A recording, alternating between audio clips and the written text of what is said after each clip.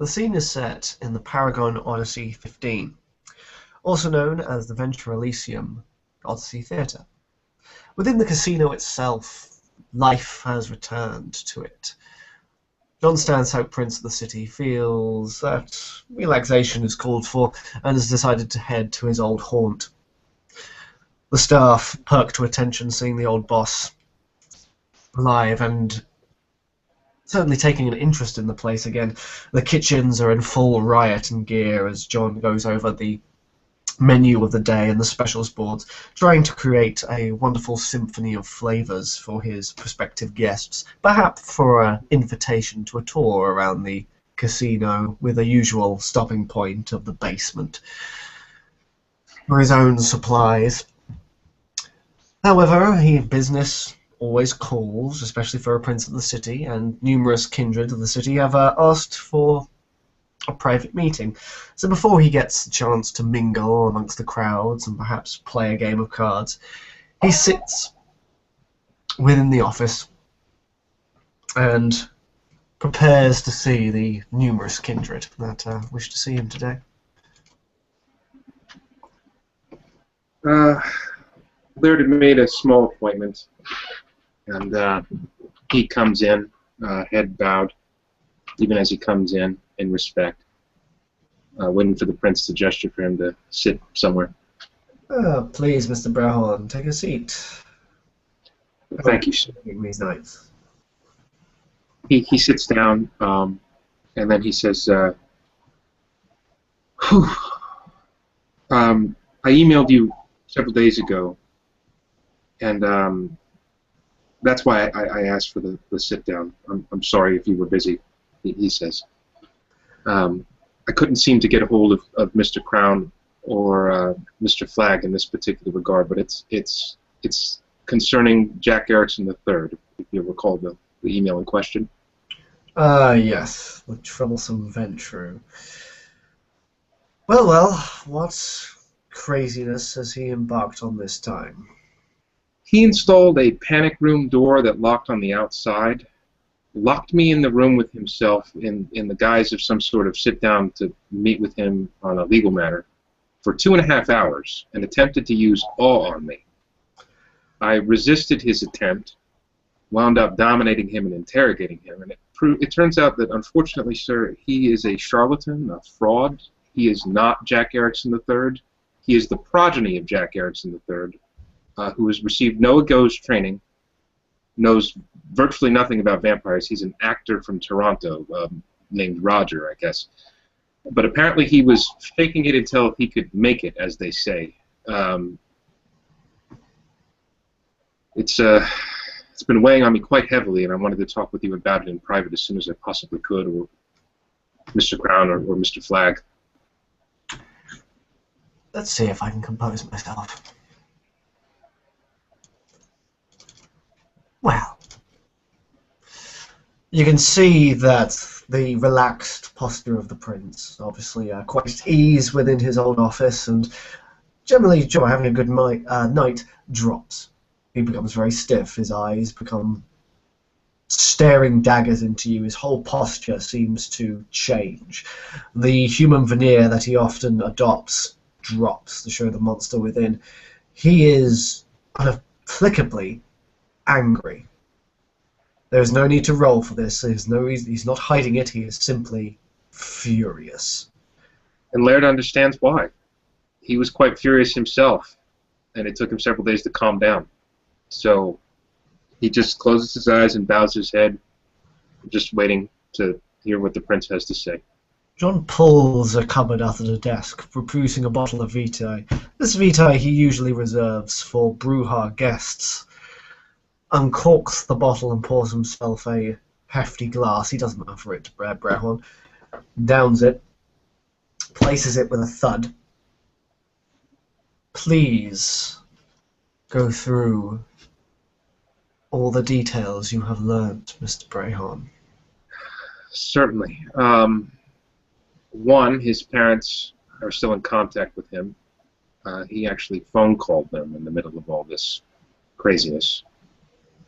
In the midst of his confusion and attempt to impress his powers of persuasion upon me, I, with resignation, bound him to me once, if only to make sure that I could keep a hold on him until we could arrange for something to be done about this collectively. As I said, he knows nothing about our ways. He has never been through an Nagoge. He has been pretending to be a supervillain in a movie, essentially, while other people talk about sensitive information that he does not understand. He's also been running the casino into the ground, as well as the movie theater, and has made, as of yet, no real inroads with the airport, which makes this resoundingly disastrous on all fronts. I myself was quite livid with him.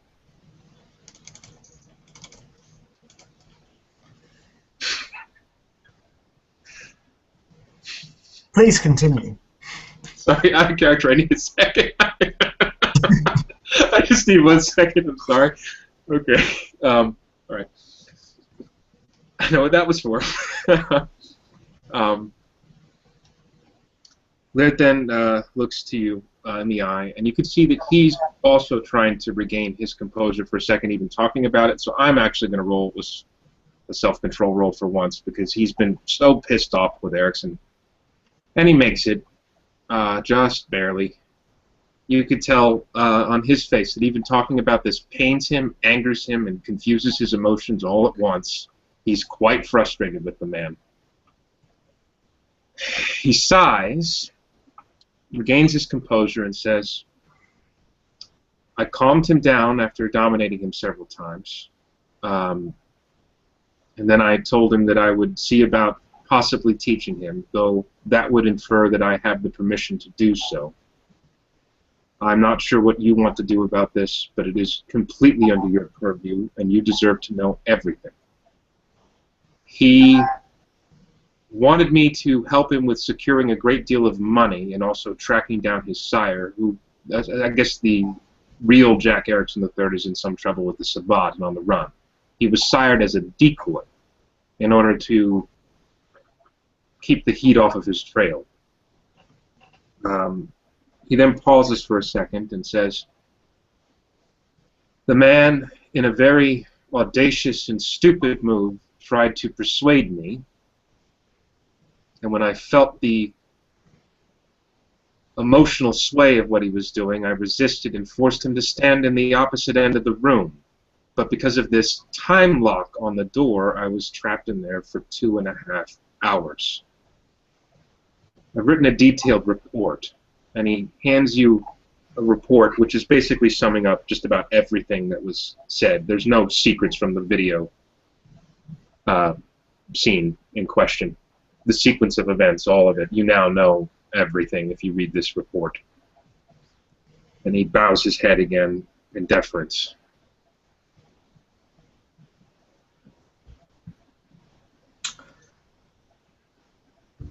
The prince closes his fingers and leans forward.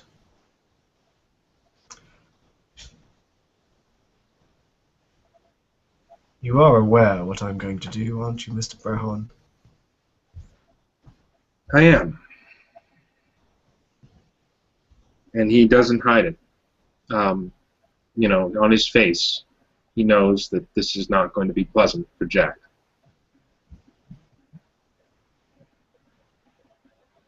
Do you have any idea how much of an embarrassment this will be, not only to myself, but the clan?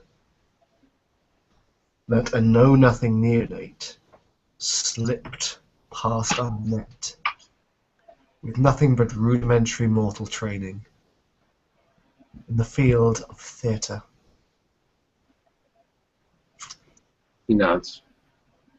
If Mr. Erickson was a Sabbat infiltrator, we'd be invaded by now. He grimly, the grim look on his face, which is in agreeance, nods, even slower, but nods. Furthermore, the very seat of our power within the clan is, as you're saying, being driven into the ground. He doesn't know anything about running the casino, the movie theater, the airport. He doesn't know anything about it. He was asking me essentially to take it all over for him and to masquerade about. And while I'm happy to help with such matters officially, I'm not going to keep any secrets from you, sir.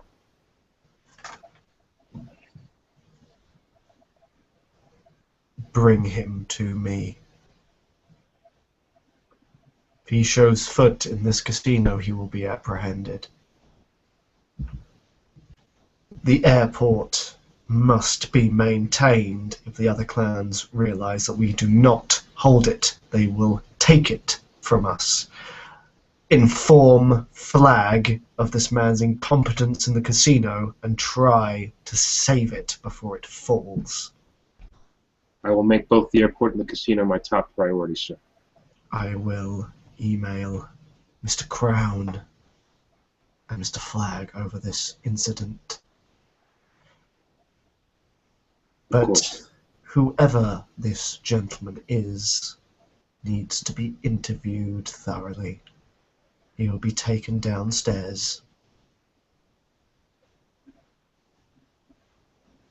Of course. Note that if Mr. Erickson slips the net, I will be taking my full displeasure out on you. He sighs. We have arranged to meet again, and I will email him to meet with us both here if you'd like.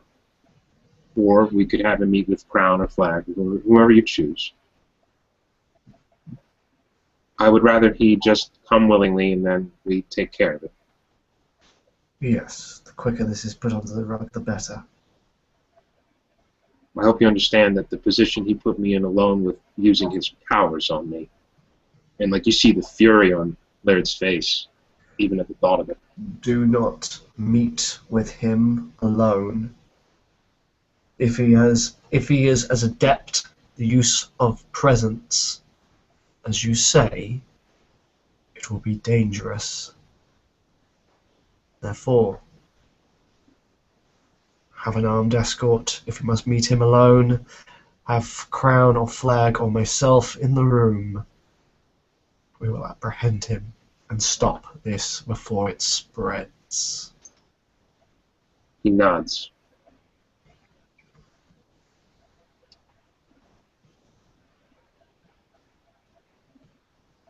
If you wanted, you could roll perception empathy at this point. I think he's too furious even to care. Even to care, okay. Yeah. Well, Laird is like mixed emotions. He doesn't necessarily want, like he thinks of this as he doesn't necessarily want him to die, but he does want him to get an education, and he knows that it's going to hurt. But that it's for the best. Kind of, he nods to himself that he's done the best thing. I mean, you can roll your perception empathy on the prince. Oh, I will.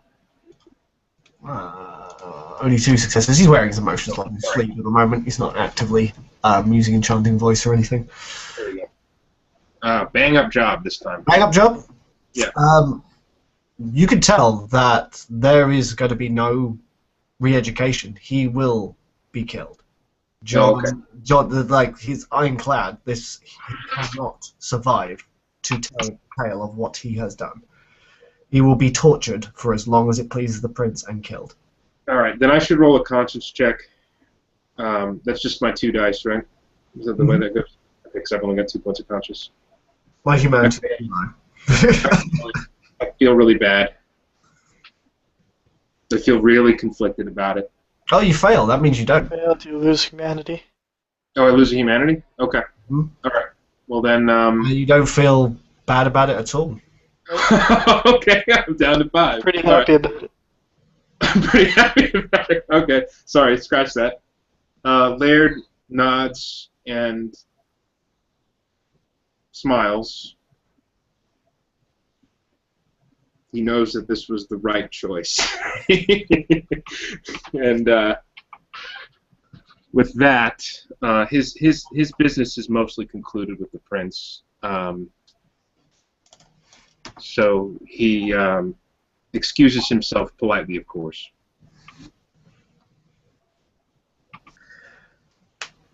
When Mr. Brown leaves the room, John's anger boils. He takes the glass and drinks it again, allowing the numbing sensation of the medication within it to fall within him. It is not the usual concoction he made himself now that he has the willpower to resist its temptation. It is simply a mild sedative, pretty much the same as drinking quite a lot of alcohol or smoking some cannabis, just to calm his nerves slightly and make sure that he doesn't frenzy in his own office. But his displeasure is very much evident. He allows himself time to cool off, going through his head and feeding his beast with the images of what he would do to Mr. Erickson when within his lab, before inviting the next kindred in.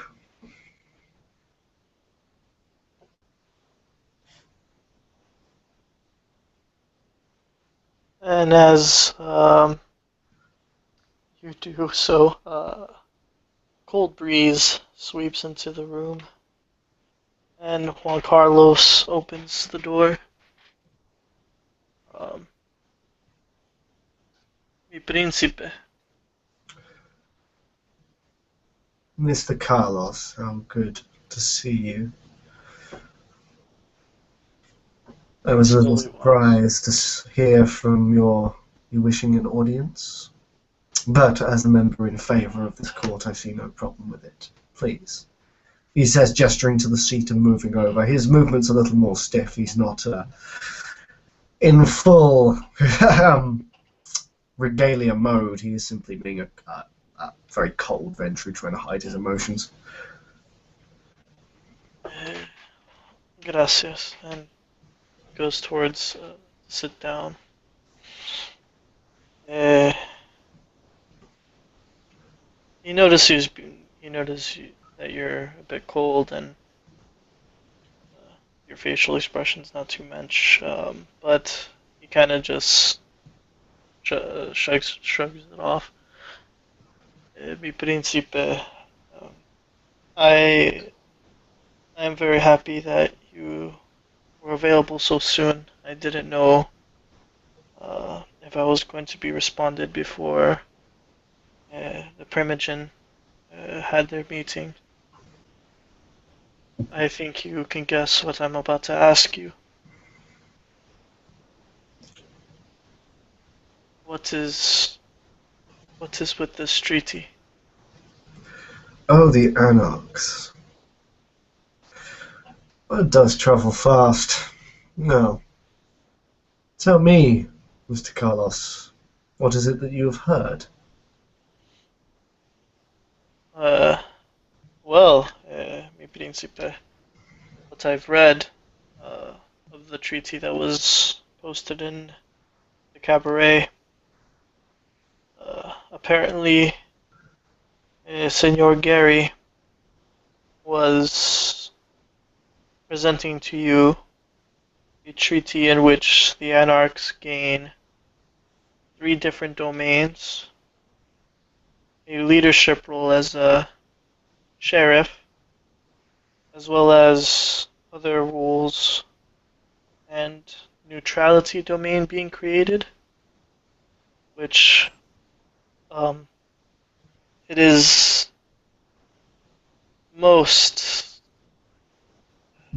disturbing, such a blow to the Camarilla that this treaty would be. You understand, you've read the letter of my sire when I gave it to you that first night I came. From the west, Anarchs have many cities that we allow them to have, Prince. They have many cities, and the cities in which we reside, the Camarilla, they do not have any authority at all, and they go by with no domain, no sense of wanting to be in some sort of position. They choose this life that they lead. They choose to be absent while still adhering to our masquerade. So again, I say that this treaty, it goes against a lot of what I learned on my travels from west to east, and disturbing nonetheless. Mr. Carlos, do I appear to you as a fool or an Anarch sympathizer? To me, no, senor, but I shall speak plainly, saying that whispers are going that you are such a sympathizer. He literally sort of growls at his fangs descend, his beast already to the boil, hearing that people are back-chatting about him despite his, well, all evidence to the contrary, certainly displeases him, and his eyes flash. Well, these rumors can stop immediately. Tell me, Mr. Carlos. Firstly, your information is in part wrong. I am not giving them 3 pieces of domain, 3 districts, and neutral territories. I'm not giving up half my city for a bunch of rabble-rousing fools. He looks immediately surprised. Go on. The treaty is for them to join the Camarilla, at least in part. The only domain I am willing to give is the projects. It is theirs anyway. Theirs to protect, theirs to monitor. And in exchange for this, they must adhere to the traditions, every single one. They become de facto Camarilla. A few amendments, maybe, with the access of Childer, but they become Camarilla. A schism will form in the Anarchs between the old guard that wish the treaty and want more power, and the new who wish for rebellion. The young will devour the old, or the old will devour the young, because the magistrate has right to destroy Anarchs. They will eat themselves, and we will be victorious, and no longer will they be used as a punching bag or a puppet for our independent guests. The time for fence-sitting is over, Juan Carlos. I am giving them the chance as a understanding and noble ruler to contribute to our city and become some of us. Or to be removed entirely. My hand of friendship does not get slapped away.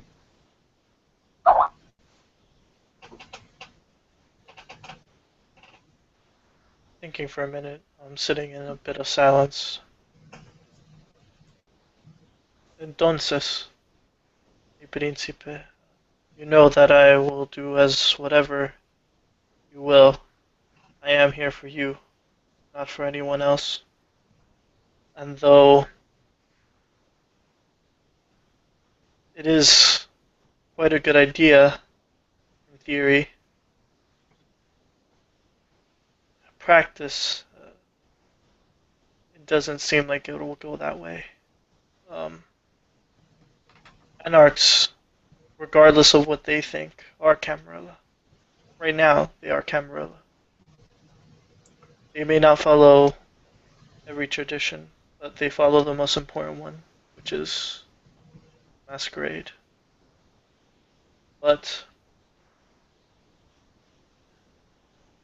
I worry that if this is true, the way you speak of it, that you must make sure, because I am no harpy, you must make sure that this paper doesn't go spreading around anymore, because it is not as you say. This letter that was posted on all the Elysiums is different than what I understand it to be. What is this paper that is being plastered onto Elysiums? One is gonna pull out sheet. He would have gotten it back from Crawley, I'm sure. So uh, he pulls it out. It's the one that's out of character was posted on the main page. That was given to Elysium and Harpies and all that jazz. And he gives it to you, and he notes it, um, giving it all that. It's messed up in legalese, but well, there's been a few amendments. Do not be fooled by the wording, Von Carlos. This is exactly how it is. But you have to make it palatable. You must smear honey onto a trap for it to work. But I'd like to know, as a loyal member of the Camarilla, do you think this treaty goes too far in their favor? Do you believe that perhaps they should not be given this offer? Prince, I would have not come here if it wasn't because I thought this treaty was good.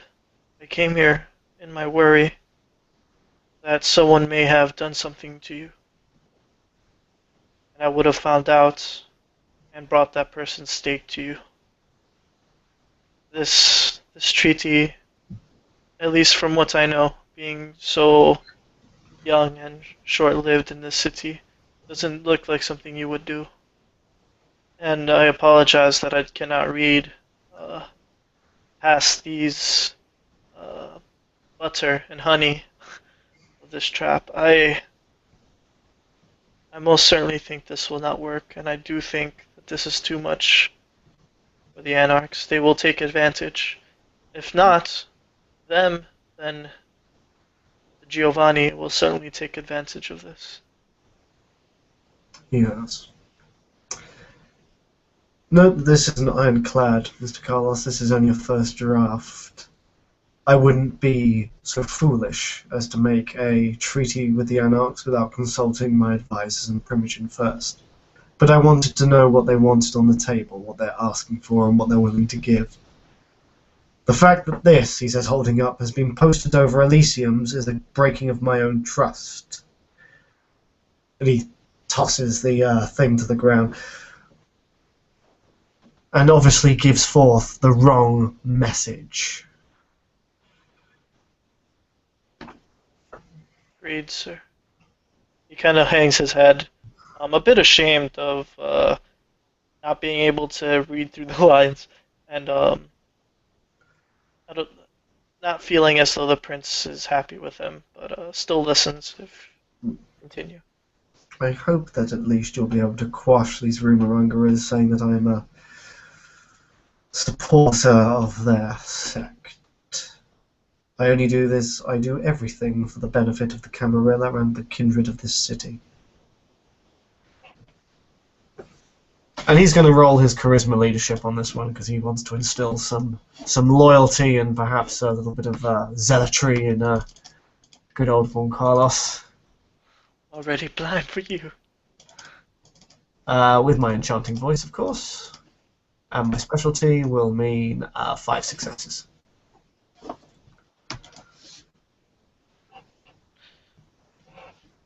He feels after that short speech, and he feels reinvigorated with the Camarilla angst that the Anarchs surely lack. But he looks at you. I have one other thing. Again, not to deter from the treaty, that I do appreciate you so so very quickly, allowing me to speak with you on this matter. I have one other thing to speak of, and this is to go back on the Apollo blood hunt that you told me was pretty much over since he left the city. I found new information, Prince. Ah, excellent. What have you found out? In my dealings this fair night on researching different sides from this treaty, I spoke to Javier Rojas, a sorry, No, please, a, continue. a Rose Anarch, and well, side notes, I am trying to convey him to join us. He had some information on a Mr. What was it? What was it? A Mr. George himself who spoke with a Miss Ari, he said. I don't know who Ari is, but apparently she is in talks with Apollo of Corinth. What? It is as I said, Príncipe. Miss Quinn is in talks with Apollo of Corinth, Si, senor. and this you're certain of? This was told to me by Senor Javier, who said He's George knew. unreliable at best. Juan Carlos, by the edict of the Prince of the City, I would wish you to bring Miss Quinn to me and the court immediately. Staked and by force, if have to. An independent Gangrel talking to the Sabbat within my city will not stand. I will find the truth of this matter. You may request the aid of the sheriff and the hounds, or any kindred in this city who claims Camarilla, if you require assistance. Even the suspicion of such is enough to bring that brat kicking and screaming to my door. He hangs his head and si, mi príncipe, al tiro. As he notices you definitely got serious about that, and he looks back up and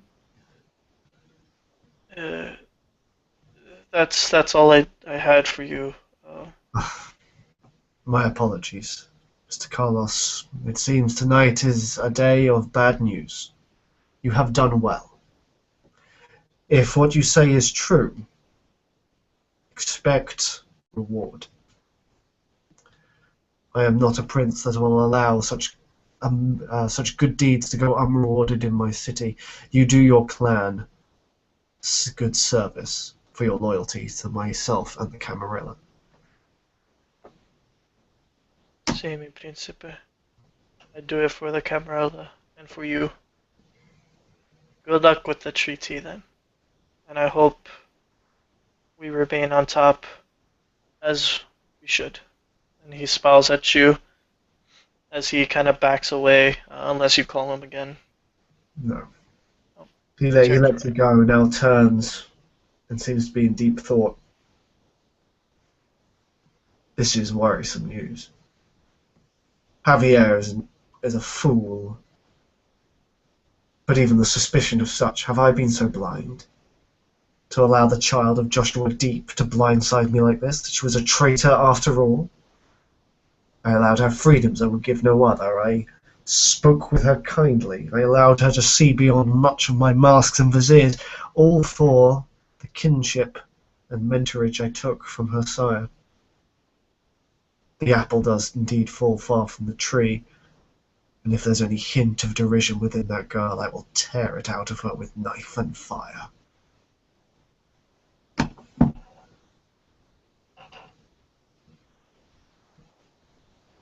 Who's next?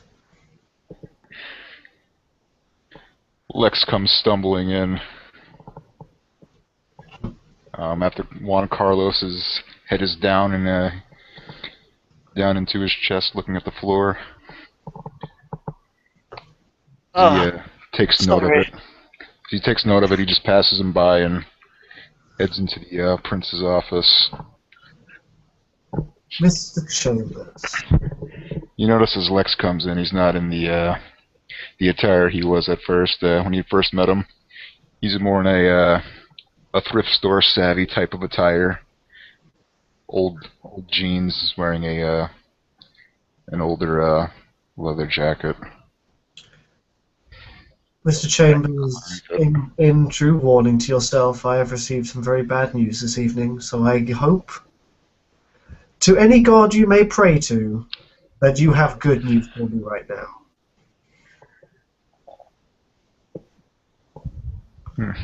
Noted. As far as good news goes, you should be pleased that I do have sponsorship within the city. Ah, fantastic. And who has taken that burden? Be your very own sheriff. You must have impressed him somehow, Mr. Chambers. Care to elaborate? He plans on using me as a type of sleeper agent for the Anarchs. I see. Interesting. What does Mr. Cole wish to gain from such a... To make sure any of their intent isn't leading towards violence. Excellent. And you are happy with this role?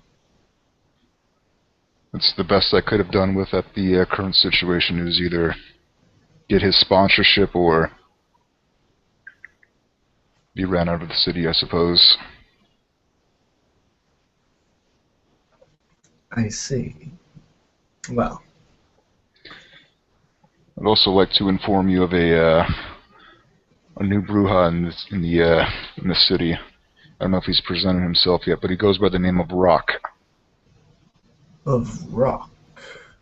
Yes. No, he has not presented himself. Perhaps... Well, certainly someone who is courting danger. Make sure that the sheriff is aware of this Rock.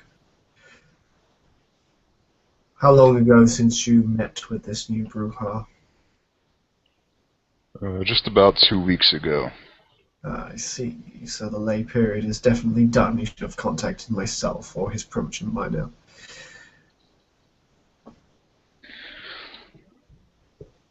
I will keep an eye out, but make the sheriff aware that we have a rogue Bruja running around.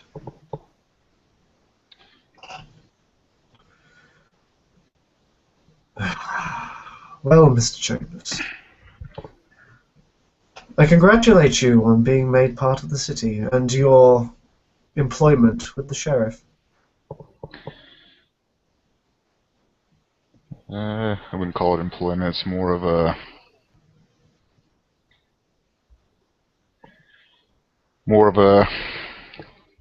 what's the word here? He does me a favor, I do him one. Quid pro quo. What is it you wish to gain in this city?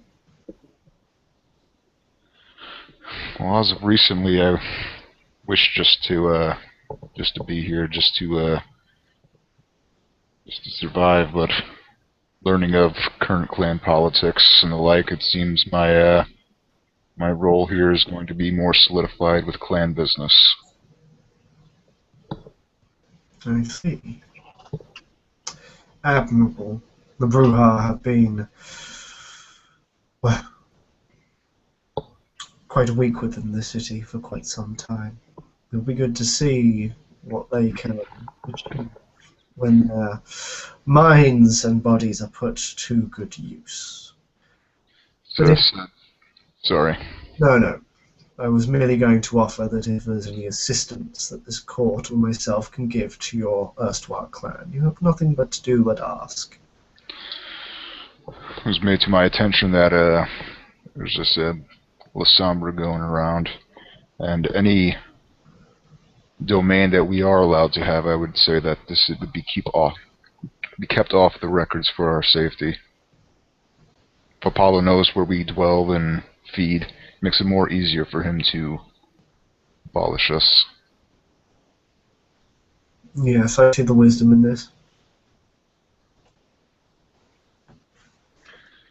I'd sought out counsel with Laird Brehon about this. He had a couple of suggestions, but I don't think locking us up in a building filled with security guards is the right way. No. Hot knife through butter, I think, would be the best adage for that.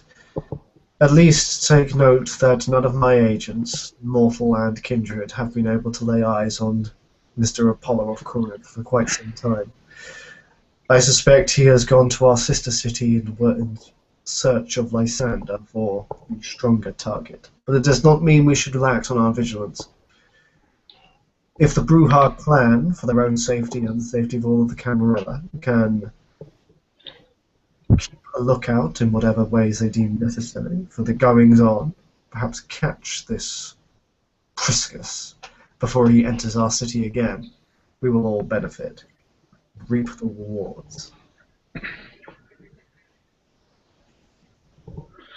Another concern I had was our Primogen going out and getting himself into more trouble than he needs to get into.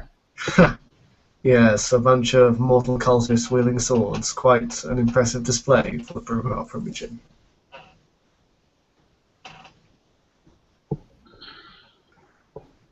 I'm unsure of how the other clan members are going to go about this, but I see that as a sign of weakness for the clan. A Bruja Primogen falling, even if it is for the betterment of the city. There should have been someone appointed under him to do this, to do his dirty work, so to speak. Well, your internal clan politics are none of my concern, and nor would I dream of meddling with them. Although if there is any change or decision made, I would like it to be known. That is where I was going with next. Within the next couple of days, or maybe within the next week, if Devin is no longer suited for the position. There's a couple of other Bruja that I think would be deemed fit for the position. And if you have no objections, Who suggest are, the court. who are the list of candidates? Would you consider them? As far as I can see, the only one that's been here the longest is, or at least to my knowledge, is Chloe Brothers. She would seem more suitable as a Primogen than a Harpy.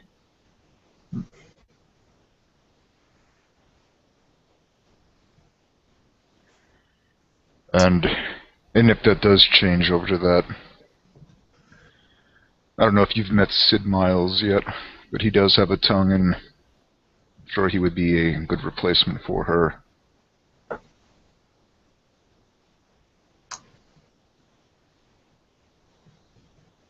Well, That's just my 2 cents. as long as the Bruja remains strong or are prepared to grow within this city and contribute to the Camarilla, I will leave your internal affairs to yourselves. I simply ask that you will inform me of any change. There is a meeting in a couple of days, which I would require the Bruja to be in attendance, whether through a representative or your Primogen if he is awake, or re-elected, depending. I'll spread the word. Thank you, Mr. Chambers. Is there anything else I can help you with today? I think you got all you can out of me. I'm a pretty simple person once you get to know me. Well, quite refreshing. Please enjoy the benefits of the casino and all the entertainments therein. If you require vitae, then please help yourself. Much obliged. You see Lex stand up and kind of fix his coat that's kind of dangling off of him a little bit. It's a little bit too big for him. And he pulls the chair out, opens the door, and begins shutting the door as he makes his way into the casino. Excellent. Do we have another visitor that I was not expecting, or are we going to go to the main floor?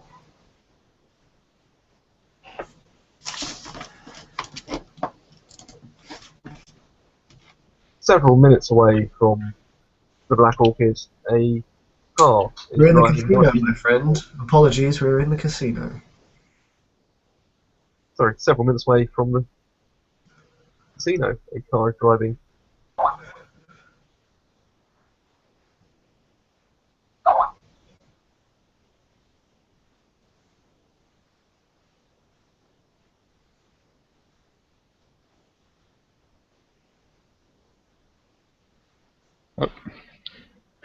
That's how we just cut to this casino. Okay. Meanwhile, while John's taking his meetings within the office, several kindred have gathered around the card tables to chat and while away the time, each of which have probably, well, talk about. The prince will be joining them in a moment. And with that, we will change positions on the scene.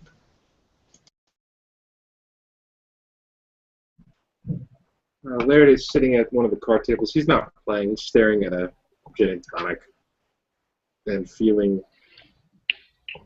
a lot of mixed emotions, or lack of emotion even, which he finds to be almost strange in and of himself.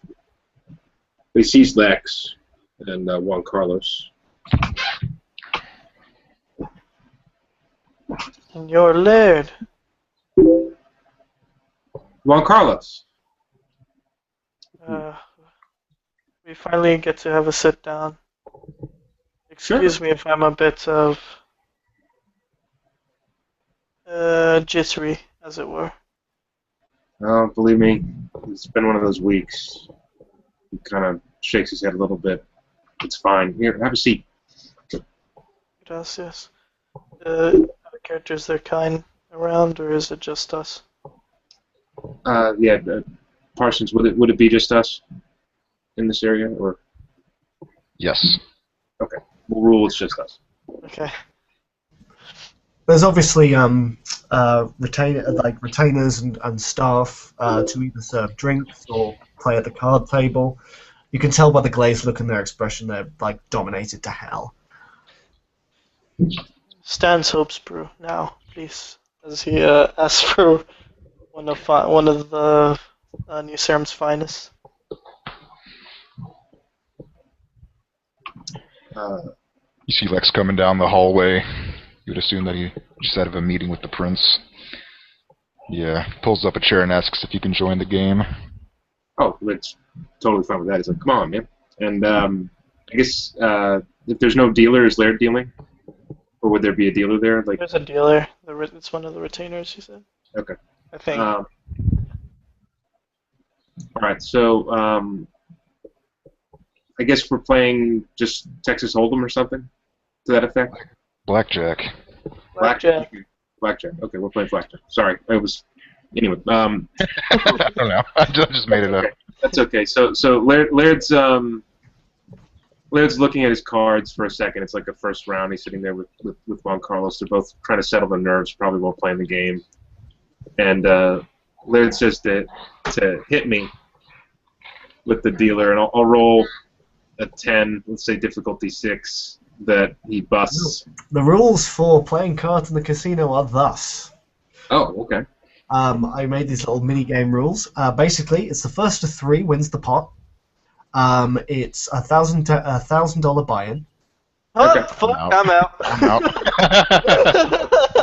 If you wish to be lent chips, then the casino often will allow you to have on credit your first buy, but you will obviously have to pay it back with interest. Okay. Well, Laird will buy in at $1,000. He doesn't care. He wants to do something. The way you play is that you roll basically any stat that makes sense. So if you're reading people, perception, empathy. If you're bluffing, manipulation, subterfuge. If you're counting cards, intelligence, academics, for example. You count your successes, and then you roll a single d10, which is basically Lady Luck. Okay. Add those successes to the number on that d10, and that is your score. The person with the highest score wins the hand. Okay. Well, then Laird's going to roll manipulation subterfuge, and he kills it. Wow. Damn. And he's got specialty in manipulation, well reasoned. So he makes up some story about how he just knows for sure he's going to do okay. So 1, 2, 3, 4, 5, 6. Okay. And then now you roll D10. a single d10 and plus 60. 9. So that's a 15 score. Nice. Is anyone else playing with him, or are you just playing against the house? I guess I'm just playing against the house. The others aren't playing if it's too rich for their blood. Yeah, too much. Too much. If it's the house gets basically a single d10 and a bonus of, let's say, 4, because the house always wins. Okay. So they get a score of 10, so you beat the hand. Okay, cool. So I win. Laird's smiling. Now, I got to win 3 times, right? So he's going to try this again. Can someone else roll? Because I'm just going to pop out for a second. Yep. Alright. Okay. 1, 2, 3, 4, 5, 6. And then he rolls a 9 again. He's killing it. At least he's lucky at cards tonight. Alright. Nothing else. So What was his bonus? plus 4. He gets 15. So the dealer gets 14. Okay, he wins again. All right, we're going to try this one more time. Oh my god. Wow. Those tens. Okay, so Those 6. tens. 6. And then he rolls a 3. So this is a 9. Probably got this. Let's see. 5 plus 3. Oh, you're rolling for it? Yeah. Plus 4, so 9. Oh, it's a Is draw. that a tie? Yeah. House wins. No, yeah, I don't know. It's a tie. It's a I don't know what tie. happened. I check. First to 3. You gotta do it again. All right, we'll do it again. It's a bust on both sides. Oh, Oh yeah, those ones, baby. luck runs out. Terrible. Nice. Busted hard. 4 plus 4. 8. We'll just say he auto lost that hand for botching. Okay. That was just a failure. That wasn't a botch. Okay, we'll just say he lost that one. Okay, they're gonna roll again. Yeah. And bam! Not bad. 1, 2, 3, 4, 5. Plus 5. 10. 10, 15. House wins. House 2 always for wins. 2. 2 for 2. You gotta win this hand, man. I know. It's the Jeez, pressure. Lady Luck is not on your side. Nah, I've lost this. Nice. Oh shit. Wait. Oh wait, no, well, they rolled a 1, but... They roll a 1. Nah. So- Okay, I get to roll my d10, so we'll see what happens. 8! I got an 8! Yeah! Does that mean anything? No, right? I lose? That's what in the end. That's alright. Laird doesn't care. He was Juan winning just there. looks at you. Juan looks at you surprised that you're so willing to spend that much money on a card game. He looks over to Juan and he just says, you know, man, it's just been one of those weeks. You know, just one of those weeks. It's been really, really, really rough. It was nice to just do something that didn't mean anything, really, at the end of the day. I suppose. But did you have a question or something? He looks at Lex. Oh, first question. ¿Quién es tú? Who are you? That's my friend Lex Chambers. Who wants to This is- know? Mi nombre es Juan Carlos. Juan Carlos Feliz Espada de la Rosa. All right, Mr. Feliz Navidad. Just give me the first name. He kind of sighs as you say that. You got all these fancy titles about you, man. Just need the name. As I said, Juan Carlos. All right. Well, is this guy over here that seemed to have lost quite a bit of money said, my name's Lex. Laird, of course, was spacing out a little bit while you guys were talking for a second there, but he smiles at you both and he says, "Honestly, guys, I'd offer to play a hand, you know, for nothing, just to play cards, you know. But this I is don't what think the house plays that way. Yeah, he like gestures to the retainer. He's like, "But this is what we're stuck here with. Maybe some other time we can get together someplace where, we just play for fun." Hopefully, yes. But my actual question, as he now knows who's sitting with him, yeah, Senor Brehan, tú eres un harpy, ¿verdad? Yes, I'm the current master of harpies. Is there anything I can assist you with, Juan? What can you tell me about this treaty? The treaty. Well, around the time that the prince took power, and I was made harpy initially, not even master of harpies at that time. The prince had demanded presentations from all kindred in the city. And Teflon Gary Walsh, among the Anarchs, was someone that I had been told repeatedly over and over again was an outlaw, etc. But it seemed to me that behind the current political climate, we'll say, in the Anarch community, Walsh was a singular figure and very quiet, for the most part. He's done a few things here or there, and he's Gangrel. You know how Gangrel can get. But he was there sort of in absentia in comparison to those, the likes of Javier, let's say, or Nick DeForno, in recent nights. So I took it upon myself to try to support the prince by bringing a talk together between the two of them. A, because I firmly believe that the Anarchs need to be brought to heel. Not because I feel like, Camarilla versus Anarch is really a hot topic so much, but that the Anarchs in this particular city have been acting, as Lex would say, false crusaders. And even almost anti-tribu at times from some of the things that they've been doing. Gary, although he can, I must admit, rub some people the wrong way, is not a man without honor completely, or dignitas, as we would say. And he came and presented himself in front of the prince honorably. They both signed a letter of intent about a month ago to have talks. Gary treated with me on a couple of occasions. The prince did as well. And I was their scribe when they put this to paper. I wrote everything down, essentially. It was their deliberations that came to this. The prince himself proved to be quite a good haggler, and he smiles at you. So, let me get this right. You were the scribe, meaning you wrote everything down, and you were the one who spread this paper as he At the time, untangles it and yes. put it on the table to you. Yes, at the time I thought it was supposed to be public knowledge.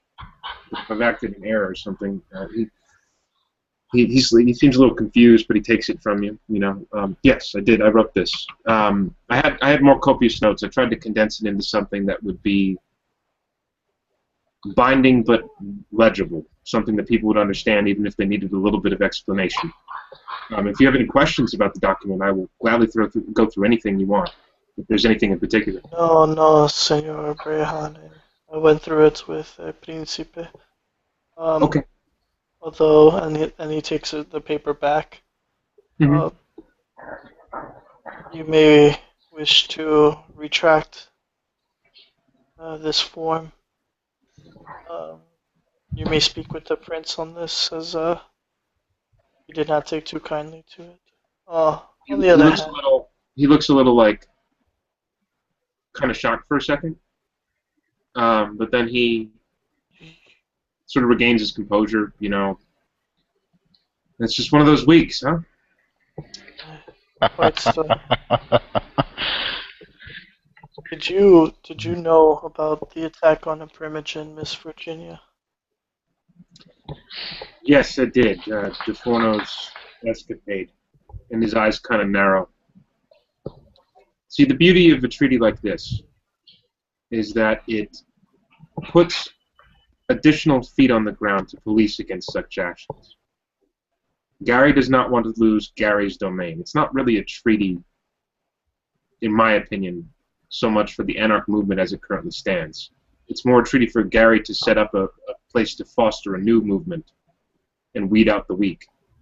If there are those who act out, Gary will be responsible for punishing them. And also, you'll note that there are quite a few rules in there making it so that the Camarilla are protected in many respects.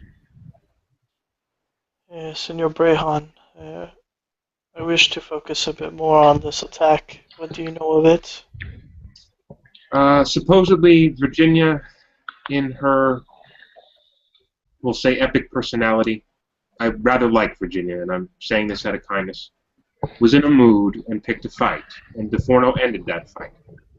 Now, DeForno was wrong to even get into it with her. It was after an Elysium, maybe people's blood were high or hotter. I don't know. I do know it was right outside of Elysium, and it was wrong for him to do so. I've spoken a bit with the sheriff about the matter. I wasn't a witness, but I know Jebediah Stitches who absconded with her corporate body after she fell. I've talked with Virginia myself, and I have dealings with Virginia. We're working on a few things together. I feel nothing but empathy for her in this particular situation. But I've also spoken to DeForno on one occasion. DeForno is, and he sort of rolls his eyes a bit.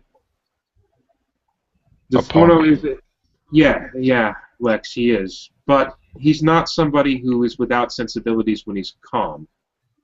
My hope is that maybe he can figure out a way to pay for this that Virginia will find acceptable going forward. But then again, it's also been brought to the attention of the sheriff. Now, if you want to, Juan Carlos can roll perception and empathy on Laird. I'm okay. Need to cut the limb from the dead tree, so to speak.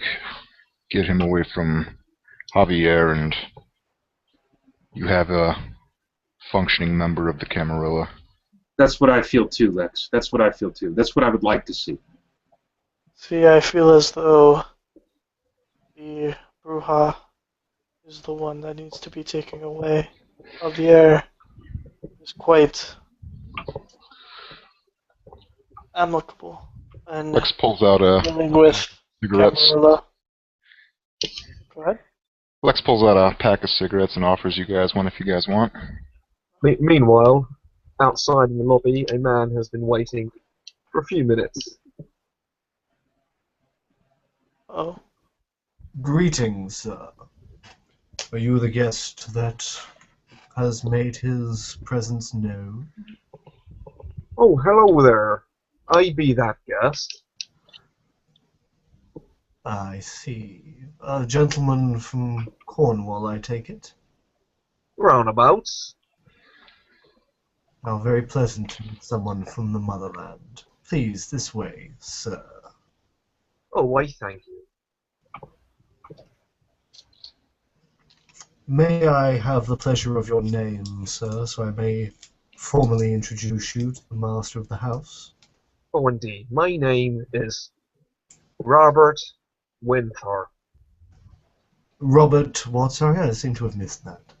Winthorpe. Winthorpe, of course. Do you know there is another Winthorpe in the city? I did not know that.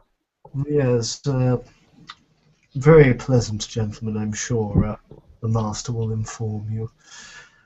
It's just this way, and he'll lead him through to the office in which the prince is and announce the arrival of Robert Winthorpe.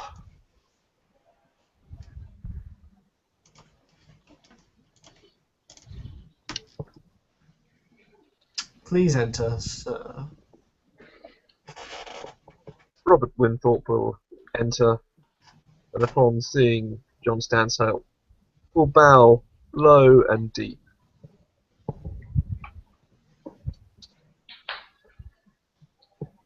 I take it from your hasty introduction you have your letters of recommendation and noteworthy of lineage with you? Indeed I do, my prince. and he reaches inside his pocket and takes out 2 envelopes. And he bows his head and offers them to the ghoul, if the ghoul is around. The ghoul will take out a silver letter opener within his pocket, open it swiftly, check the contents to make sure it's not like anthrax or anything stupid like that, and hand it to the prince, who will take his time to read it. What will he discover? The letter of introduction will be from his sire, Earl Adam Bosworth III, and will state that Robert Winthorpe is passing through the city on his way to Portland, where he will remain indefinitely, and en route is to stay within New Sarum for as long as is practical, given his new station, to offer any assistance for a short space of time if it is suitable to do so, and if not, to simply stay a short few nights and head on through. I see. And what is your new station, Mr. Winthorpe, that is mentioned within this letter? Well, I am told that the Primogen will put me where he needs me. I'm a man of many skills. I'm quite practical, good on my hands, but I've got a mind for business, and there's much work to be done in Portland. Yes, quite. I think you might have your work cut out for you there, Mr. Winthorpe, one cousin to another. I dare say you are more than right, my dear Prince. Well, if you wish to make a good impression, allow me to help you. The current Prince of Portland is a man by the name of Lysander Eudocia of the Bruhar clan. A philosopher with no real mind for business, nor any real tact and political savvy. You will do well by a gift of a book of some ephemeral academic script. I will keep that in mind. If there's a suitable bookshop while I'm here, if I am permitted to stay, I will make a purchase. Marvellous. Would you care to send a little gift from myself as well? It has been so long since myself and Mr. Eudocia have spoken. My ghoul will be able to pick up. I have a rather impressive first edition of Machiavelli's The Prince. I will, of course, do your bidding, my prince. Excellent. Now, you're staying with us for a few nights at least. Have you made accommodation? I have a hotel room booked. I was given the name of a good hotel that I'm said has family connections. Excellent. Out of character, what's the status of this gentleman? He is an ancilla, but he has no other carrying status that's detailed in the letter. Okay, well, he should still be given respect.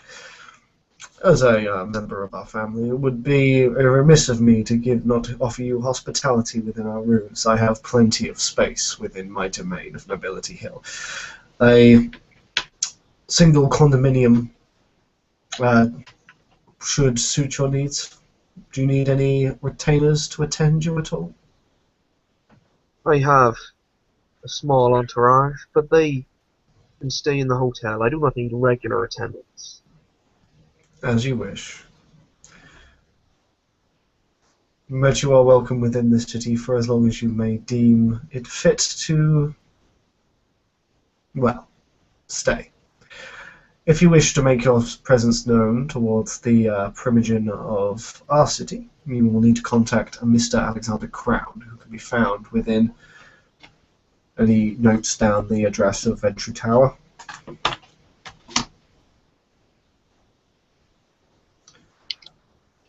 Why, thank you, my prince.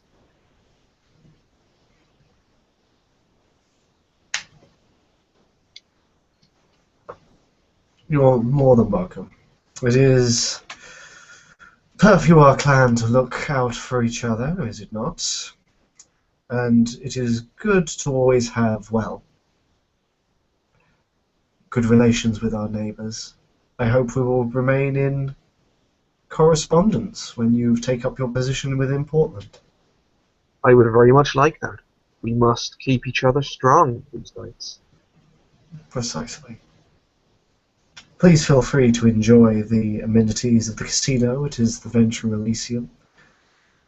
Casino or the movie theatre, whatever takes your tastes. But do not feel that you are beholden to stay here. Please enjoy the city. Why, thank you very much, my prince. Would you like me to verbally recite my lineage, as is sometimes customary? Go on, it's been a while. I am Robert Winthorpe, progeny of Earl Adam Bosworth III, of Abigail Woods, of Gilbert de Huffler, of Lady Justina, of the Duke of Amber, of Mithras, and so on. Oh, I see, the Duke's progeny. Well, very well met then, cousin. Have you recently come from Europe? Indeed, I have come from London. Ah, the old haunt. How is the court of London doing? Is Lady Anne doing well? I must confess, I've seen better days in London with the state of the court, but from what I hear, much of the modern knights is confusing. I have not long, some 5 years or so, been awake from a bit of a sleep. Not a long sleep, but long enough to lose track of modern things. Nothing that a afternoon in locked Sigourney with your television and the internet will not suffice.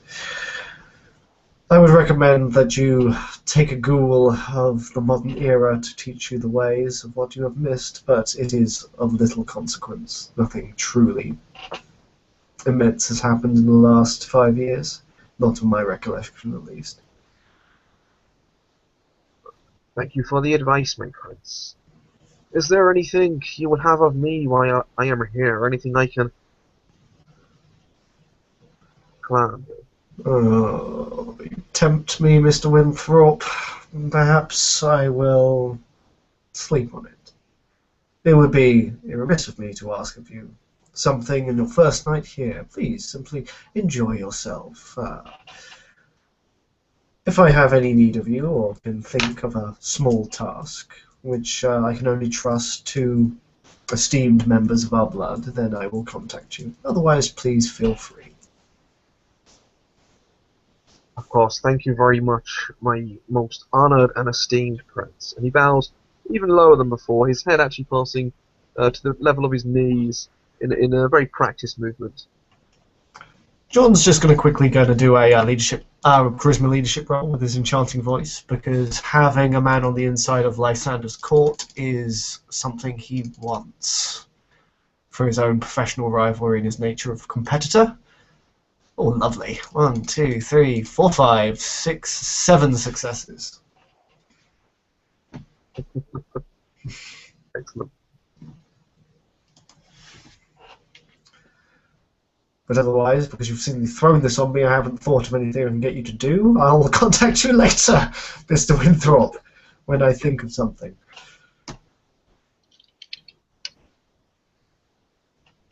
After the bow, he will take 3 measured steps back before turning to leave, picking up his cane from the wall where he would have propped it.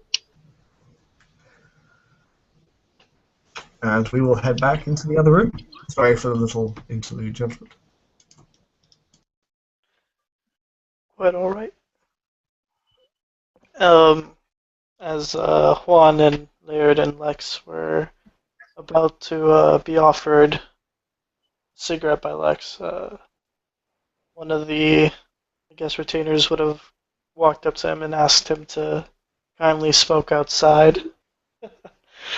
As he gets up and leaves the area and leaves Laird and Juan alone. Sí, entonces, is that all you know of that situation. I'm sorry, what situation again? I'm sorry, I just Uh, blacked out there. with I lost the the. attack on Virginia. Oh, I'm sorry. Yeah, I was thinking about my recent loss at the game just for a second there. I'm sorry, Juan Carlos. I have to apologize. What I know is, it's as Lex says. DeForno's the type to get wound up very quickly. He was there with Javier. From what I've heard, though, Javier, in a rare moment of levity, actually sort of tried to get him out of there before it got even worse. It's not that I don't think that the slight to Virginia needs to go unanswered. I think boons or something needs to be done at some point to settle the matter. The woman deserves respect. But even at these small slights, Juan Carlos, we have to look at the Camarilla as a whole at the moment. I'm sorry. Do you believe a slight is small when a primogen is attacked? No, not small. Unfortunate. See, the problem here is not just this attack. The problem is all the subsequent attacks that will come if nothing is done. If we make this effort, and he's trying to find the right words. Obviously, it's not been a good night for Laird in certain respects. So he's not trying to be charming with you. He's just trying to be frank with you. Juan is concentrated, and he notices the slight movements, and just breathe there. This isn't an interrogation. No, I know. I think. It's a troublesome thing because violence begets violence, you know? If we don't take action like this to maybe cut it out at the root, it will just keep on going.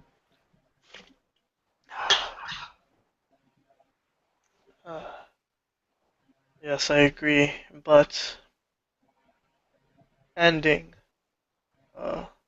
as he looks kind of down at the paper that he folded up in his pocket, ending half of the city to the Anarchs is not the solution, nor is promoting one to sheriffdom. It's not. At least in my knowledge. It's not really half the city. Like, if you want to get technical about the radius area, it's the. I do not wish to get technical. He smiles at you. He's saying it's not really that much territory, which there would be neutral territory essentially. There is. See that word neutral. That does not exist in the Camarilla, and the very fact that this treaty somehow creates it. Keep in mind the domain, this neutral domain. Nothing is neutral. Everything belongs to the prince.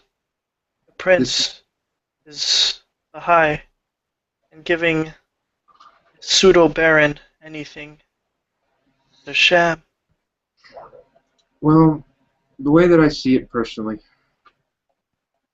is that he says the way that I see it personally. He's like sighing and trying to explain. Can you hear me? Okay. Yeah, I got you now. Sorry, I was putting up the volume.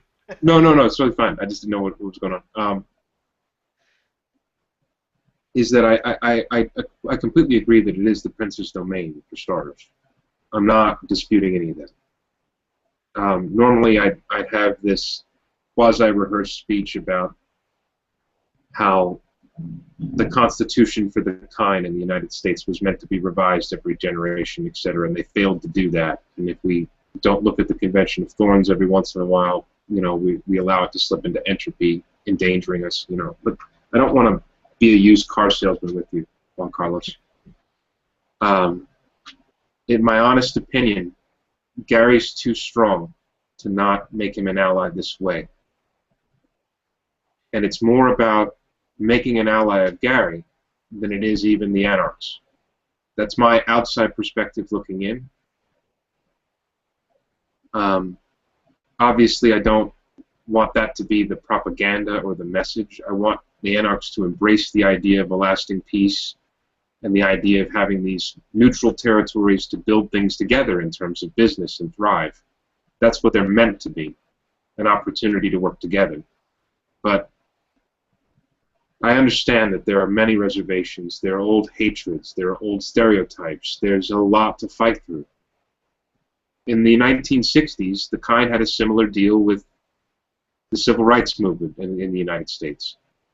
And they had to get over 120 years of backlash from the Civil War, building up to the Civil War and even post. 200 plus years if you look at slavery on a whole. Change, while sometimes slow, is inevitable. And it's better to be on the right side of it. Yes, I guess it's, maybe I don't understand, but I already believe we are on the right side. We are Camarilla. I agree there wholeheartedly. I am no sympathizer. That's not what whispers say in the night. He kind of looks at you very seriously. Be careful. He nods to that. I am going to roll manipulation leadership. Is that okay? Sure, go ahead. What are you trying to do? Well, I was trying, and I'm going to fail to impress upon you Aw. that he's just there's too much going on. He tries to tell you about how he feels personally this is a good way for the Camarilla to take a leadership role among the Anarchs even and bring them to our side. But he's just the recent loss of humanity, which he doesn't really even fully understand what happened earlier, like just moments before with the prince. His heart isn't in it. It's not that you note that it's not that he doesn't believe what he's saying. It's just that his heart isn't in it. Maybe it doesn't impress you at all. Or simply that Mr. Carlos is so staunch in his own beliefs he will not be swayed. That's true too. As he notices you struggling, perhaps a change in subject real quick.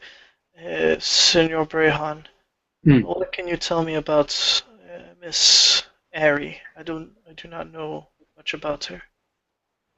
Ariadne Quinn? Why do you ask?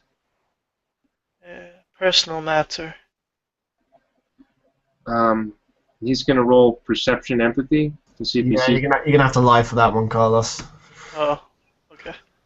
He gets It's two not a successes. lie. It really is a personal inch. Well, you're admitting the truth. There is more behind your words. Yeah. I'm not a good liar, so be prepared for my shitty roll. It doesn't mean you have to say anything, just simply that you're hiding something. What is it? Manipulation or subterfuge, right? It is indeed, yes. I got you, man. Oh shit, 3 successes, man. Oh my god. He nods to that. He doesn't know. He doesn't know, anything of it. He just sort of says, well, she's got a club called Club Omega. It's kind of an interesting thing. I asked her if she was a college girl, like a sorority girl. It just has the symbol Omega on it. She also has she has the Opera House, obviously. We've met a few times. She was rather kind to me when I first came to the city. So every once in a while, I kind of check in on her. She also saw an ugly bit of business with Javier and Nick DeForno at the Looking Glass a ways back, with the Joseph Swingay. But Javier basically used his power of persuasion on her and got her to drink from a kind that was inebriated or high or both. It's a real ugly bit. He kind of sighs. And then okay, so she owns the Club Omega, as you say, something called the Opera House. Yes. She owns an actual proper opera house where they put on shows. It's actually quite nice. I've never seen one here. He then pulls out a little notebook and he writes down with a very nice pen specific directions to both places. It's like 2 pieces of paper, like from a little notebook that you could fold up and put in your pocket, but they're actually really well thought out directions. They're very easy for you to understand. He's like taking his time with it. He spends a good 10 minutes making sure he gets it right. because he doesn't always pay attention to. He drives kind of like a woman in his own mind, is the way he always says it, like landmarks. Gotcha. So he's trying to remember street names and things, but he gets it right. And Like a woman. You're terrible. he's from a different time. He's from a different time. Is there any other place you know that she may reside? Sorry. No, I know. He's just sort of thinking about it. There's she had a club in the projects, but she's trying to turn it into some sort of youth center. And she has a couple of she has a charity, I guess. One for an animal shelter. There might be an actual animal shelter. I've never seen it. I've never been to the place in the projects either, so I don't know how to get there. I'm sorry. But he's scratching his head. I can give you her number. Would you like her phone number? Perfecto, sí.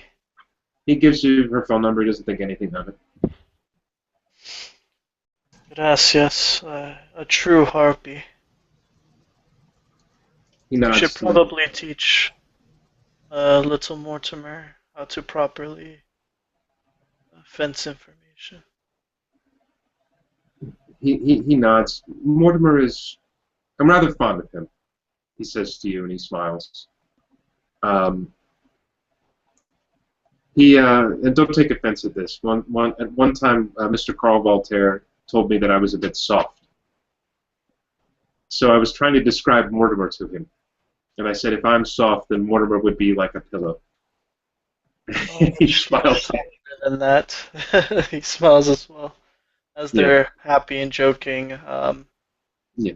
other people probably might join us. Yeah, that's a good place for. The prince emerges from his office with a stranger in tow. He seems to have gone back some of his levity from the evening, as he seems to be scribing the details of the casino with a measure of pride, to be honest with you. And this is the casino, kindred only, for much expense towards the clan. You see the intricate designs, modern technology, completely beyond my purview of how it makes it look like the night sky swirl into a never-ending chaos. But my mentor was indeed a man who did have an eye for the aesthetic. Oh, very nicely, Prince. Yeah. Mr. Winthrop, may I please introduce Mr. Brehon, Master of Harpies of Clan Ventru, and Mr. Carlos Felix. Juan Carlos Feliz Espada de la Rosa, señor. As he extends his hand. Juan Toreador. Oh, a Spanish chap. Very nice to meet you, Mr. Carlos. And he puts out his hand. He does as well and gives a firm handshake. Sí, Spanish. Laird sort of notices that little faux pas, but he doesn't say anything. He just sort of slightly smirks at it, and then he reaches over to shake the new gentleman's hand. Laird Brehon. And who might you be again, sir? My name is Robert Winthrop. Very nice to meet you, Mr. Brehon. And he shakes his hand firmly. And Winthrop will note that it's a very warm, inviting handshake. Almost like a blanket. But Laird is smiling at him, and he says, Winthrop. Sorry, are you the blanket and Mortimer's the pillow? Is that what you're trying to... Yeah. I'm the carrot and you're the stick, but we'll get back to that later. You'll notice that Robert's handshake is genuinely limp, and he's got an honest kind of face. He's got an honest kind of face, but he's a limp-wristed handshaker. Yeah, Laird will look at that handshake and smile at him nicely, but be thinking, God, I hate this. This is such, what? He really values a handshake. But he then sort of smiles and says, John's handshake would have been quite firm. Okay. But Laird's handshake is not. Laird's handshake is not firm in comparison to his handshake, is what you're saying. No. The handshake that he gave Laird is not firm. But obviously you wouldn't know that. Oh, okay. Well, anyway. Regardless of that, he just sort of he's smiling at you appraisingly. So where do you hail from? I hail from Yeah, Great where do Britain. Ah. And he smiles and nods. Wonderful city. London, I mean. Um, I'm assuming that you're a Londoner. Not with this accent. I see Oh. you haven't got out of colonies very much, Mr. Brayhon. No worries, I'm sure with time on our side you'll have time to visit the mother country. Yeah, Out of character, I knew he wasn't a Londoner. But Laird would not. the prince would smirk at that. Yeah, of course, of course. Well, Laird sort of smiles and nods a bit. He says, "No, I've never had the chance really to go overseas. Always been a bit of a New Yorker up until recently." Ah, well, you should visit the original York. It's a very nice city. The kindred there are fantastic. Well, I've been saving up my vacation days. Maybe I'll take a trip. Well, if you've been a good boy, I'm sure Prince Stanhope here will treat you right. And he gives a warm, genuine smile. Gentlemen, I do hope you are enjoying yourselves. Please. He nods towards Geoffrey, who's keeping a respectful distance. A round of drinks, perhaps. Laird smiles, but says, "Thank you, sir. I happened to eat before I came, but I really." Mr. Brehon, the advantage of this particular vintage should not disface you. Besides, just because of our particular prejudices doesn't mean we cannot enjoy the taste. I have made a living out of such a thing, and 2 glasses are presented in front of both the Ventry. A single one for Von Carlos, but actually no, 2 just in case he wishes. And the prince will lead the charge, as it were, and drink from one, swill it round his mouth like a connoisseur or sommelier, and then spit it into the other glass. Oh, wow. I see. I haven't seen this for years. A proper blood wine of sorts. This is a rarity. Who would be the brewer of such fine wares? Alas, my craft has taken a little back blow for the realms of politics, but occasionally I do dabble into the older arts. This particular vintage I have kept a little in stock. It uses the older methods of Vitae wine, making it quite potent. I believe it was known around the city as Forget-Me-Nots. I only have a scarce few bottles left. With Well, that, we are thrice blessed then for one such as you to be leading us. And he says this very genuinely, and he picks up one of the glasses. And, well, to our prince and the Camarilla. And he offers a toast. Laird raises his glass. Maria. Laird, of course, has never done the swirling, spitting thing before, so he takes a sip. What would you describe the flavor being? Potently alcoholic. He's so in love with this. This is the strongest thing I've ever been able to create, which is 63%. You don't want to know how I made it. All right, he is, but I'm guessing he'll have to spit it out because it's not to his particular taste. So he is relishing this. Like you will notice that all composure is gone. This is the nicest thing anybody's done for him in a very long time. he's all those nights staring at a glass of gin. He's absolutely enthralled by it, and he sort of, when he realizes he has to spit it out, it's almost like it pains him as he does so. Alcohol in a particular subject is always very difficult to maintain a decent potency. This one is more of a, think of it as a liqueur, like a port at the end of the meal. Other vintages I have attempted with varying success, but it is possible. Sir, you're a genius. It has taken many decades for me to perfect my craft. And alas, it seems that no one in the city ever wishes to take it up. I could do with a, well, apprentice at some point. He says quite wistfully, actually, so he doesn't have time to do his blood stuff much anymore. It's running out. He needs someone to take over it. He actually looks at you, and he smiles, and he says, I know back in England, my prince, if you are looking for such an apprentice, such a craft should not go unattended with your new busyness. You understand that it has taken a better portion of my own life to unlock these secrets. Giving them to just anyone is not approved. Perhaps in time, maybe a child of some sort. Oh, indeed, indeed, of course, my prince. I apologize if I spoke out of turn. No. Excitement was what took me in the moment of such a fine vintage. And people would have noticed he took a big gulp and has kept it in. Laird is wishing John would make him the apprentice. He would kill to learn how to make this. He is just sort of.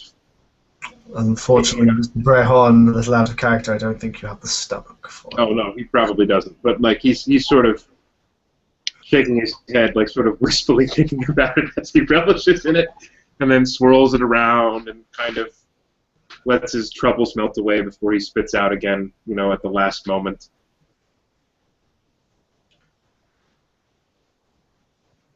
You need and he leans in to Laird. Mhm.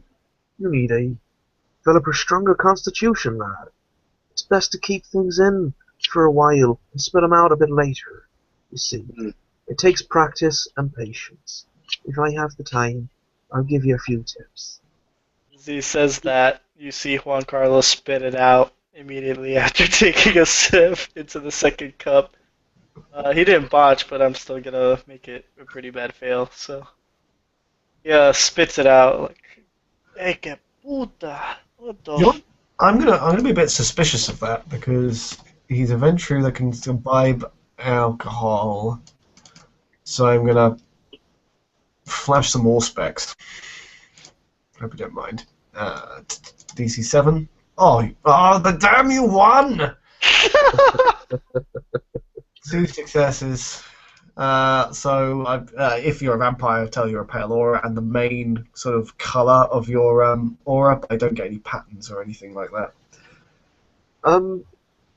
You'll see that he's a vampire quite clearly, and the main color will be that associated with I don't know, it's confidence. Okay, I'll just keep an eye on him, it's fine. Yes, apologies for interrupting you two. You seemed quite enamored in conversation. Anything interesting?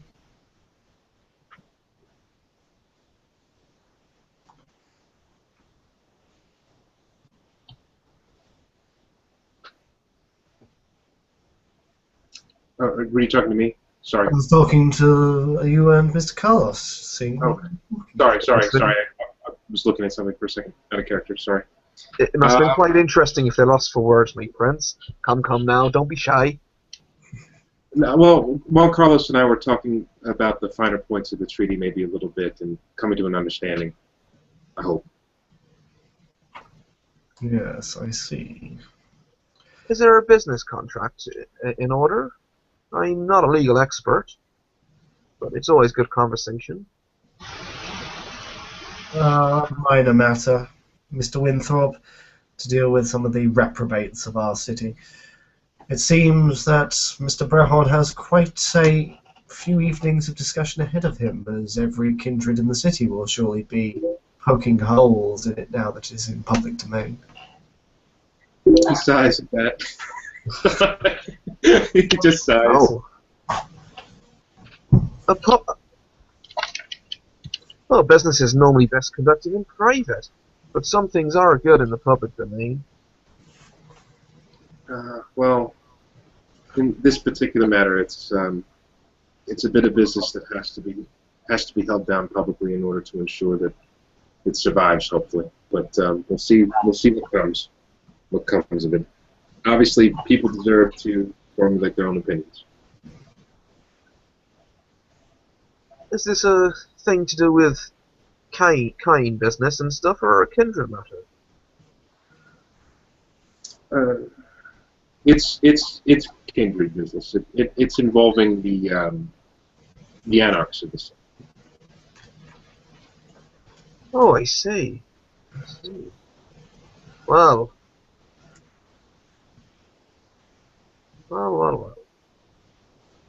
He takes another swig and looks around, picking up on the kind of lack of forthcoming information around this inquiry he's made in public. I say, Mr. Carlos, how is the Spanish colonies doing this side of the water? There are no more Spanish colonies. You what? What did you just ask if the Spanish colonies are still around? You said, how are they doing? They are no more. Almost all of them are independent countries now, as he kind of looks at you quizzically while you're asking him. Oh yes, I know that. How are they doing? You know they're former colonies. They speak Spanish. You know what I mean. You mean Mexico?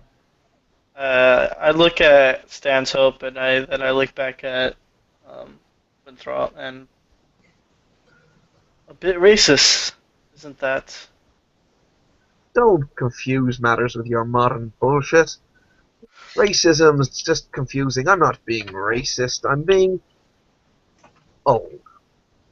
I called it a Spanish colony when it was a colony. It's still a colony in my head, even if they call it something different today. Alright, this could be a political snafu, so I'm going to roll my charisma and etiquette to steer the conversation away from this line. Enchanting voice. And specialty. So with 5 successes, I feel that this is a simple matter. One second, let me just formulate my own words. Yes, it seems that historically the Spanish have done exceedingly well for themselves. They're very industrious and inventive people. Throughout of all of history, which I'm sure you are much aware of, Mr. Winthrop, they have been pillars of society when it comes to the economic strength and the expansion of European ideals into the far reaches of the uncharted world. Nowadays, however, things are more of a settled tone, and they feel themselves, their independence grants them ability to set themselves apart from their parent country from all those centuries ago. It is a simple matter that no longer is discussed within the modern world. But to harness your question, perhaps Von Carlos will regale you with more recent matters that may bring a more levity to the situation. Oh, indeed, my prince. Very wise words.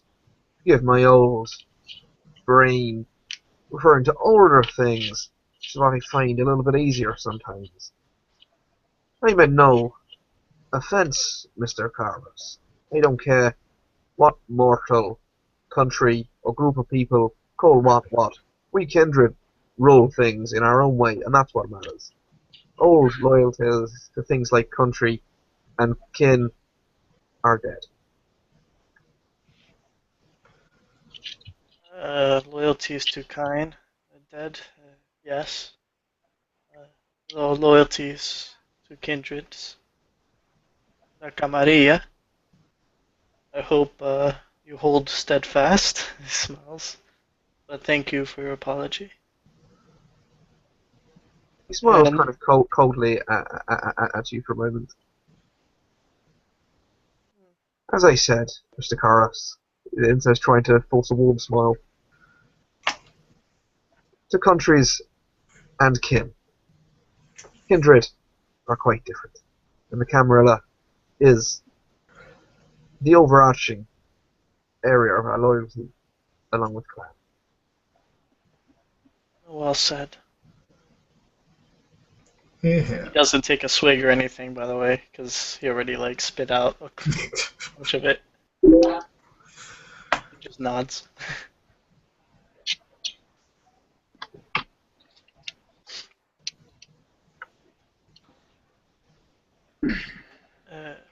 So, how's the weather been? He says, trying to change the subject. Laird sort of says stormy, though he takes another draught of the drink and swirls it around while saying that. Definitely still just sort of enraptured with the potency of the alcohol. It's been probably 40 years that he's experienced something like that, and to him it's heaven. But the clouds are starting to part, he says after he spits. The prince has done wonders since his ascension, and I feel that the city is ripe for, well, we'll say sensible kindred to do business. And he smiles at you. Well, sensible kindred should always do proper business. But sometimes unsensible kindred can be profitable, if directed properly. I could not agree more. I will drink to that. he looks to Juan Carlos, sort of smiling while he says that, you know, because it echoes his sentiments about the treaty. Yes. Smiles along. Príncipe. Yes. May I ask you a question in private once more? Certainly, in the tomb. We'll go over to a different table very, very briefly, just towards the bar to replenish the bottle and drinks for the others. What is it, Mr. Carlos? Do you wish Javier to be brought to you as well? Or do you just wish Ari to? As much as I would relish the opportunity to see Mr. Rojas staked and before me, he has not committed a crime. But perhaps we can wrest from him information pertaining this particular matter. I will leave it up to your discretion, but the main perpetrator, of course, must take precedence. Understood. Just so you know, what he told me again is that he did sell guns to Apollo before he knew he was kindred. Ah! So I don't know if that might switch your mind. He sold guns to Apollo. Yes, but this was before he knew he was kindred. Well, ignorance is never one for the law. He smiles at you.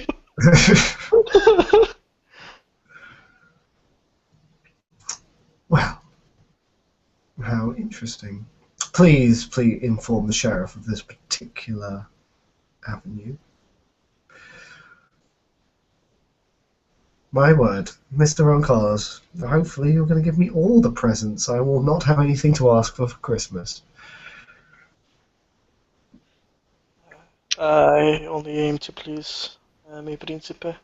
He looks back at the table and looks back at you. I shall be going for my duties. I may return tonight or tomorrow, hopefully at the latest. Good luck. See mi príncipe. As he makes his way out and kind of just waves at Laird and new. Laird will wave back fondly at him and smile at him genuinely. You know. Robert will nod his head respectfully and smile. He makes his way out, and with it, the cold breeze that all of you have been feeling is gone.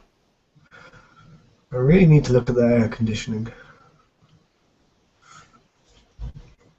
Laird, of course, he barely notices that. Again, he's sort of stuck in his own head a little bit, and he's draining the last of this drink, and wishing he didn't have to spit it out. Every second of it is just, it's heaven. Meanwhile, while Carlos was talking to Stanhope, Robert Winthorpe was trying to school Laird Brayhorn on some of the finer mental points of fortifying oneself to be able to keep things in longer and practicing.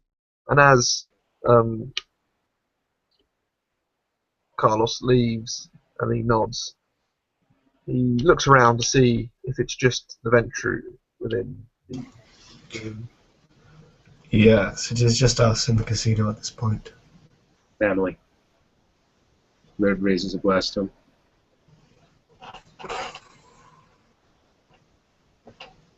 He raises a glass, kind of half-heartedly, just kind of staring off into space for a moment before looking at Stanso. His face looking fairly serious. You look like you say something, Mr. Winthrop. I do not mean to pry as a visitor and guest within your city, but I detect a reluctance to publicly talk about this publicly now known about treaty. Is there anything that I can assist with or should know about while I'm here? It is something in the works. Since you are only visiting the city, Mr. Winthrop, it would not concern you. It is just an internal matter. I see, my prince. I did not wish to pry further. I thought it was some kind of business deal. And then, once I found out it was not quite that, it was a kindred matter, I changed the subject. No, it is something very much in the first stages of negotiation, and one that needs to be spoken of with the elders of the clan before others realize, or will others have a chance to read the document. He says poignantly at Laird, nothing is set in Picks stone. up on this blatant point at Laird, and he looks at Laird for a moment before looking back to Stanto. I couldn't quite hear you. What did you say? I made just a simple comment that the treaty is very much in its early stages and not really much up for scrutiny at the moment. It still needs to be looked over by the elders of the city. Laird was still distracted by the drink, believe it or not, in this particular case, and he also, like, he feels quite numb in a lot of ways. He's sort of introspective for a change, and he nods to the prince, and he then sort of half-heartedly apologizes. I'm sorry, my prince. I think the matter with Erickson just maybe has overextended me a bit in recent nights, and I have to apologize to you for that. Perhaps I should leave the two of you to discuss things alone, as I seem to be stuck in my own head a bit. No, take some time off, Mr. Brehon. Thank you. And this was a wonderful vintage. You'll have to tell me a little bit more about your techniques sometime. I'm fascinated. If you ever wish to divulge your particular feeding habits, Mr. Brehon, I can have something tailored. To be honest with you, sir, for that, I am sorely tempted to do so right now. But we'll talk at another juncture. And he smiles at you and politely bows his head. And then he looks over to Winthrop and he says, "It was a pleasure to meet you, sir. If you don't mind maybe exchanging phone numbers, maybe we could get together for a drink somewhere else at some point in time if you're going to be visiting for a while." I will give you a phone number for one of my retainers. You may leave messages with that voicemail, and then they will contact me. That's how I like to do things. A bit of gatekeepers and such. Stops people hassling me. Oh, I completely understand. Here's my phone number, and he hands you a little piece of paper. Feel free to call me anytime if you need assistance from me or any of the Harpies or anything. He takes a bit of paper and hands you a very simple but elegant business card with a simple number on. He would have handed you a business card, but again, he wasn't really thinking so much. He just sort of had his pen out, his notepad out, but he looks at the card and he smiles, and then he nods to you, and then he says, "Perhaps next time you can expound a little bit on the finer points of that trick with the drinks." And then he, with that, walks off into the night, leaving the two gentlemen. Robert will nod at what Led's saying, and when you mention him about teaching about drink, he'll simply say quietly, perhaps, but without a smile, and then nod as Led leaves and turn back to the prince.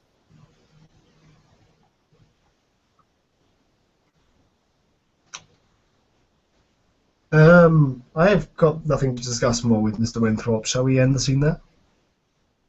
Or do you I have... bid you good night, my prince. And he bows low again and takes 3 careful steps back before heading out of the room. And there we will end the scene. Thank you very much, everyone, and good night.